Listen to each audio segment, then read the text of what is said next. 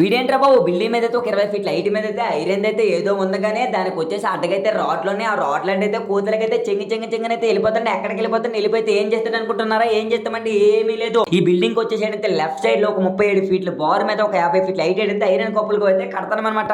ఎందుకు కడతామంటే ఆ గోడకు వచ్చేసి ఏసీ కాపర్ పైపులు అలాగే పెంబెం పైపులు కూడా వస్తాయి. అందుకోసం ఐరన్ కప్పులు అయితే కడతాము. మేము ఎంతమంది ఉన్నాము, నలుగురు ఉన్నాము. కింద నుంచి మెటీరియల్ మా చేతికి అందే వరకు అయితే మాకు దమ్ముతో టపా టపా ఫటాఫట 40 ఫీట్ల హైట్ అయితే గోవ అయితే కట్టేసాము. ఇంకెన్ని ఫీట్ల అయితే కట్టాలా? ఇంకో 10 ఫీట్ల హైట్ అయితే కట్టాలా. 6 నెలలు అయితే సరిపోలేదని బిల్డింగ్ మీద అయితే 20 ఫీట్ల హైట్ మీద ఐరన్ ఉంది కదా, ఐరన్ అయితే అడ్డకైతే రాడ్లు ఉన్నాయి కదా, ఆ రాడ్లు అంటే ర్యాకెట్లకైతే రఫ్ అయితే పైకి అయితే వెళ్ళినా నిలబైతే టప్ అయితే తీసుకున్నా. మా వాడికి అయితే టప్ అయితే ఇచ్చేసాను. పట్న అయితే ఏసీ ప్లాట్ఫామ్ మీదకి అయితే వెళ్ళినా కారు కూడా అంత ఫాస్ట్ గా వెళ్తూ, బస్సు కూడా అంత ఫాస్ట్ గా వెళ్తూ, ట్రైన్ కూడా అంత ఫాస్ట్ గా వెళ్తూ, గాల్లో విమానం కూడా అంత ఫాస్ట్ గా వెళ్తూ, ఆకాశంలో ర్యాకెట్ కూడా అంత ఫాస్ట్ గా వెళ్తూ, నా మూతి మీద మేసములు చెప్తున్నాను. నా కొన్ని దమ్ముతో నా కొన్ని 2 చేతులతో ఆ 6 నెలలు అయితే టపా టపా టపా టపా ఫటాఫటా వేసానా. అలాగే కష్టపడుతున్నా. కష్టం చూసి ప్లీజ్ సబ్స్క్రైబ్ చేసుకోండి.